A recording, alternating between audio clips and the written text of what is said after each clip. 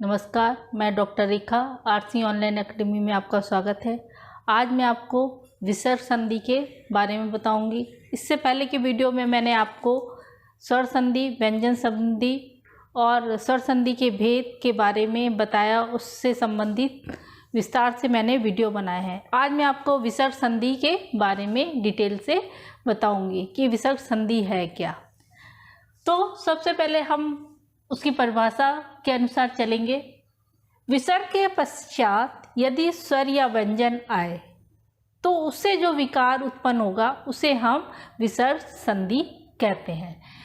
तो अब हम उसे समझते हैं। जैसे कि पहले शब्द की अंतिम ध्वनि यदि विसर्ग है और दूसरे शब्द की प्रथम ध्वनि से जो विकार उत्पन्न होगा वह हमारा व्यंजन संधि कहलाएगा और विसर्ग संधि कहलाएगा। तो यहाँ पे पहले शब्द के अंतिम में विसर्ग होना चाहिए और दूसरे शब्द में हमें स्वर या व्यंजन मिलना चाहिए। तो इससे ज़रा हम एक आपको संधि बताते हैं इसकी परिभाषा के अनुसार। जैसे हम लिखते हैं मना और विकार। एक रूल के अनुसार ये विसर्ग हमारा जो ये विकार है उत्पन्न होगा तो विसर्ग हमारा ओ में परिवर्तित हो जाता है। तो यहाँ पे और शब्द वैसे का वैसे ही उतर जाएगा, इधर विकार। तो अब इससे हम पूरा कर देंगे तो मनोविकार। तो हमारा ये विसर्ग संधि का एक उदाहरण था। अब हम आपको विसर्ग संधि के नियम के बारे में एक एक करके बताएंगे कि उसके नियम कैसे लागू होंगे। पहला नियम है विसर्ग से पूर्व अ, हो और बाद में अ या किसी वर्ण का तीसरा, चौथा, पांचवा वर्ण या र ल व ह तो विसर्ग का रूपांतरण ओ हो जाता है। मतलब ये हमारा ओ आएगा। तो ये हमारा पहला जो रूल है ओ का है। यदि विसर्ग से पूर्व, विसर्ग से पहले, आप इसको समझिए, विसर्ग से पहले अगर अ, ओके, उसके बाद हमको तीसरा, चौथा, पांचवा या र ल व अंतस व्यंजन दिखाई दे तो वहाँ पे हमारा क्या हो जाएगा, ओ हो जाएगा। तो पहले वर्ग ये है हमारा क वाली लाइन, दूसरा वर्ण हमारा ख वाली लाइन, तीसरा वर्ग गा वाली लाइन, चौथा घा और उसके बाद अंग वाली लाइन और अंतस व्यंजन हमारे या र ल व ये है। तो अब हमारा ये रूल तो पहला रूल हो गया तैयार। अब इस रूल को हमें याद कर लेना है पूरी तरह से। तो ये हमारा पहला रूल है। अब इसी रूल के अनुसार हम चलेंगे। जो इधर का है ये हमारा प्रथम शब्द की अंतिम ध्वनि और ये दूसरे शब्द की प्रथम ध्वनि। अब हम शब्द लेते हैं। पहला है हमारा अध और गति। अब क्या है, रूल के अनुसार हम सबसे पहले देखेंगे यहाँ पे विसर्ग से पहले अ की ध्वनि आ रही है या हमें अ पता चल रहा है कि है, हाँ है। दूसरा क्या है, हमें इस शब्द में देखना है कि तीसरा, चौथा, पांचवा वर्ग या र ल व हा कुछ है, हाँ है। हमको यहाँ गा दिखाई दे रहा है यानी तीसरे वर्ण का हमको अक्षर दिखाई दे रहा है। तो क्या है, अब क्या होगा कि हमारा सबसे पहले जो ये है इससे विकार उत्पन्न होगा तो हमारा ये जो विसर्ग है ओ में परिवर्तित होगा। तो हमने विसर्ग को ओ में परिवर्तित कर दिया। बचा हुआ शब्द हम ऐसे ही का ऐसे ही उतारेंगे, मतलब तो गति हमने उतार दी, इधर हम ऐसे ही उतार देंगे और ये हमारा विसर्ग है। तो अब हम इसको ऐसे जोड़ देंगे। देखिए अधो, सबसे पहले इसको पूरा करेंगे और गति, तो ये हमें शब्द मिला अधोगति। ऐसे ही एक और हम बनाते हैं।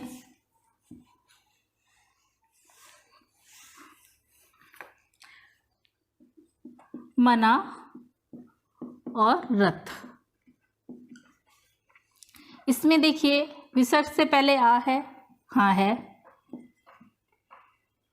तो आ हम है और उसके बाद यहाँ पे रा है।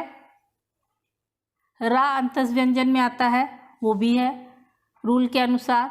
तो हमारा जो विसर्ग है वो किस में परिवर्तित हो जाएगा? ओ में। तो इसको सबसे पहले परिवर्तित कर देंगे ओ में।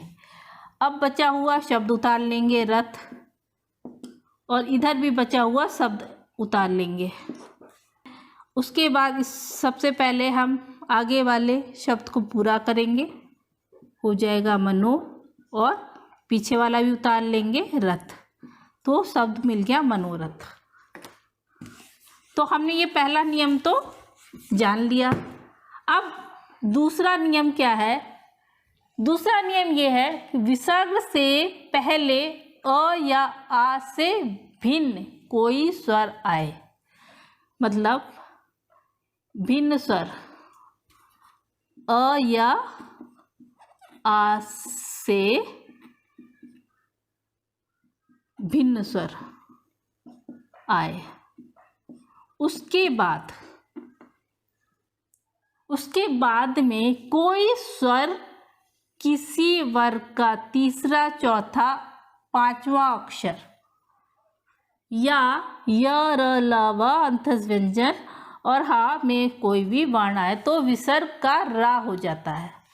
तो पहले में अगर हमको अ या आ से परे भिन्न स्वर दिखाई दे, उसके बाद हमको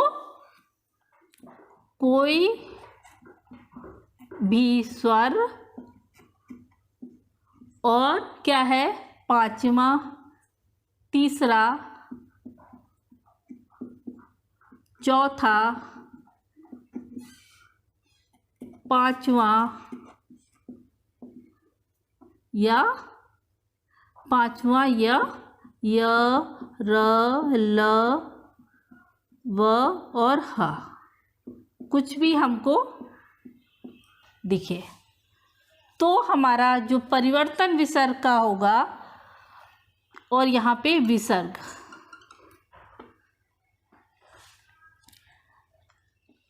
तो अब हमने ये रूल पूरा बना लिया है।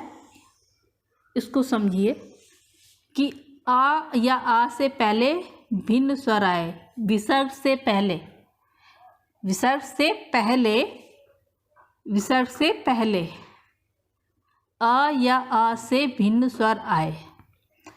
उसके बाद कोई भी भिन्न स्वर हो, तीसरा, चौथा, पांचवा वर्ग का वर्ण हो या र, ल, व, हा हो, तो हमारा जो विसर्ग है रा में परिवर्तित हो जाएगा। अब हम देखते हैं इस नियम को लगाकर। ये हमने लिया है नी और धन। तो नी में हमको दिखाई दे रहा है कि यहाँ पे आन से भिन्न स्वर है ई, छोटी ई है ना पे, विसर्ग से पहले छोटी ई दिखाई है दे रही है, या छोटी ई ना पे लगी दिख रही है, लेकिन वो विसर्ग से पहले है। उसके बाद हमको धा दिखाई दे रहा है जो कि चौथे वर्ण का अक्षर है। देखिए ये चौथे वर्ण का अक्षर है, तो रूल हमारा दूसरा वाला इस पे लागू होता है। अब कहता है कि विसर्ग जो हमारा है सबसे पहले रा में परिवर्तन होगा, तो विकार उत्पन्न होगा। इसको सबसे पहले हम परिवर्तन करेंगे, किसमें? रा में। कर दिया हमने विसर्ग को। उसके बाद हमने नी उतार दिया, इधर भी हमने धन वैसी का वैसी उतार दिया। अब हम क्या है सबको पूरा करेंगे। ये हाफ रहा है तो हाफ रहा आगे जाता है, आगे वाले अक्षर पे चढ़ जाता है, तो शब्द हमको मिला निर्धन। ये हो गया।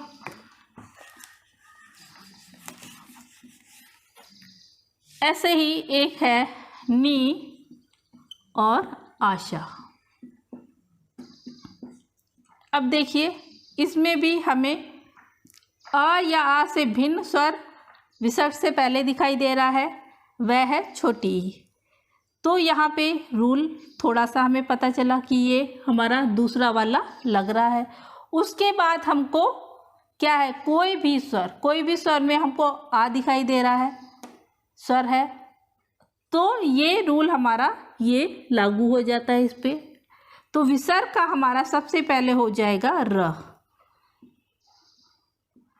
उसके बाद बचा हुआ इधर का शब्द और इधर का हमने ये पूरा का पूरा उतार लिया।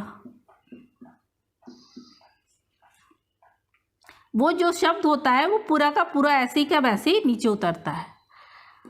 तो अब हम सबसे पहले सबको पूरा करेंगे। अब इससे इसको हमने पूरा किया, आधा है, इसमें अगर हमने स्वर जोड़ दिया तो रा हो जाएगी, नीरा रा हो जाएगा, और पीछे शा, तो और आगे का हमने जोड़ा तो शब्द बन गया निराशा। नी रा और शा, निराशा। तो हमने ये दो नियम तो जान लिए। अब एक जो पहले वाला नियम है उसमें अपवाद है। अपवाद क्या है कि यदि हमें पहले शब्द में पुना या अता दिखाई देता है तो हमारा जो ये विसर्ग है वह क्या होता है, र में परिवर्तित हो जाता है। कैसे, एक हम एग्जाम्पल पे आपको बता रहे हैं, देखिए। जैसे पुना और जन्म। अब हम इसको, ये हमारा देखिए, अगर हम इसको जोड़ेंगे तो ये हमारा है रा में परिवर्तित हो जाएगा और ये पुनः ऐसे ही हो जाएगा, लिख देंगे। ये शब्द ऐसे ही लिखे जाते तो हमने लिख दिया, और इधर जन्म, सबको जोड़ देंगे तो शब्द हमको मिलेगा पुनर्जन्म। ये हो गया। अब हमने पुनः का तो देख लिया कि रा में परिवर्तित होता है, तो पुनः जब होगा और किसी भी शब्द में पहले अता होगा तो जो विसर्ग है रा में परिवर्तित होगा। अब हम अता का एक देख लेते हैं। अता और धान। अब हम, ये है हमारा विसर्ग है, हमने बोला था जहाँ पे अता शब्द आएगा तो वो रा में परिवर्तित हो जाता है, तो हमने इसको रा में परिवर्तित कर दिया और बाद में शब्द वैसी का वैसे लिख दिया, धान, और इधर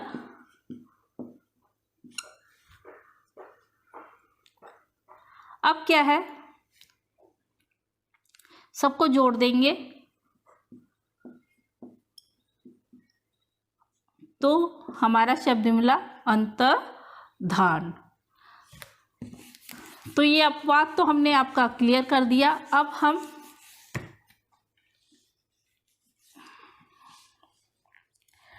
हम एक और, ये तो हमारे दो रूल हमने सीख लिए कि क्या है। अब हम तीसरे रूल को और जान लेते हैं।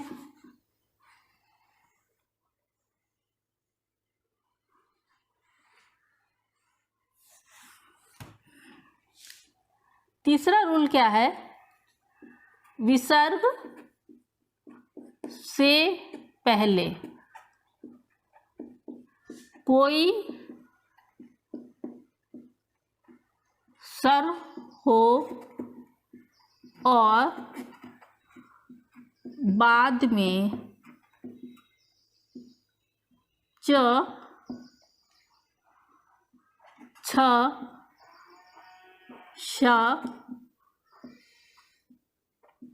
हो तो विसर्ग का श हो जाता है।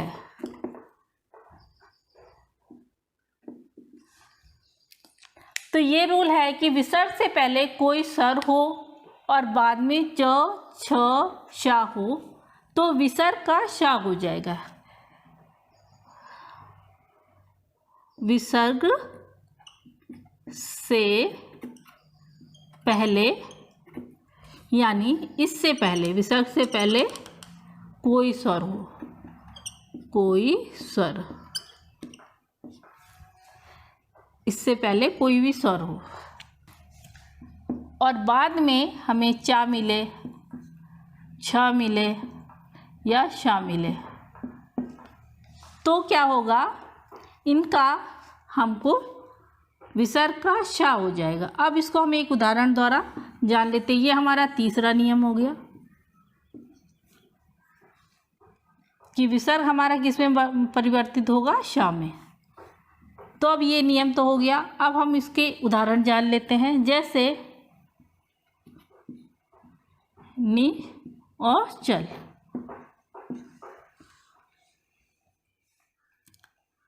रूल के अनुसार कोई भी स्वर हो, विसर्ग से पहले कोई भी स्वर हो, कोई भी स्वर, ई है, छोटी ई है, उसके बाद हमको च छ या शा दिखाई दे, चा है तो हमारा ये विसर्ग है कि इसमें परिवर्तित हो जाएगा, श में परिवर्तित कर दिया हमने। उसके बाद चल उतार दिया, ये ऐसे उतर जाते हैं जो हमारे शब्द हैं।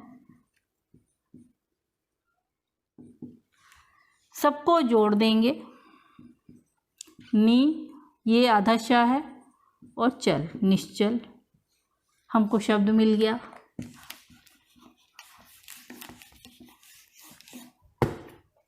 ऐसे ही एक और ले लेते हैं, दुष्चक्र। अब क्या है, कोई भी स्वर, विसर्ग से पहले हाँ है, विसर्ग से पहले कोई भी स्वर, ऊ है, छोटा ऊ, और बाद में हमको चा दिख रहा है तो इसका जो परिवर्तन होगा वह हमारा श होगा। उसके बाद शब्द को वैसे का वैसे उतार लेंगे, चक्र, इधर का भी शब्द वैसे का वैसे उतार लेंगे, दू। अब हम सबको जोड़ देंगे, दू आधा श और चक्र। तो ये दूसरा नियम भी हमने तीसरा नियम हमने अब सीख लिया। अब क्या है, हम चौथे नियम को जानेंगे कि चौथा नियम क्या है।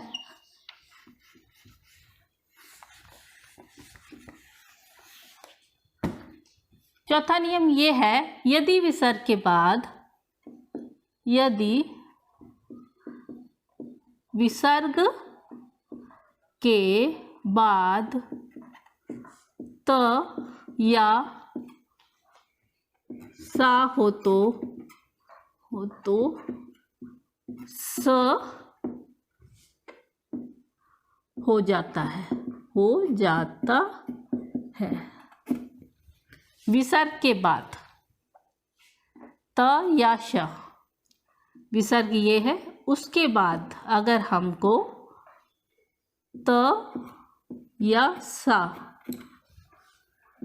दिखाई दे या मिले तो हमारा जो अक्षर है या जो हमारा विसर्ग है वह सा में परिवर्तित हो जाएगा, सा में बदल जाएगा।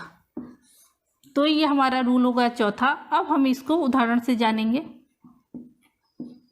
नमा और ते।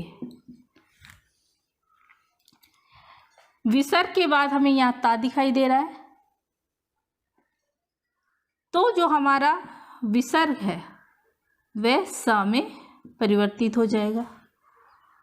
अब क्या है, तो इधर क्या है, नमा, नम, सबको जोड़ देंगे। देखिए ना और मा, नम और आधा सा है यहाँ पे ते, उसके बाद ते लिख दिया, नमस्ते। तो अब हमने ये जान लिया। चौथा अब हम एक उदाहरण और ले लेते हैं, दू और साहस।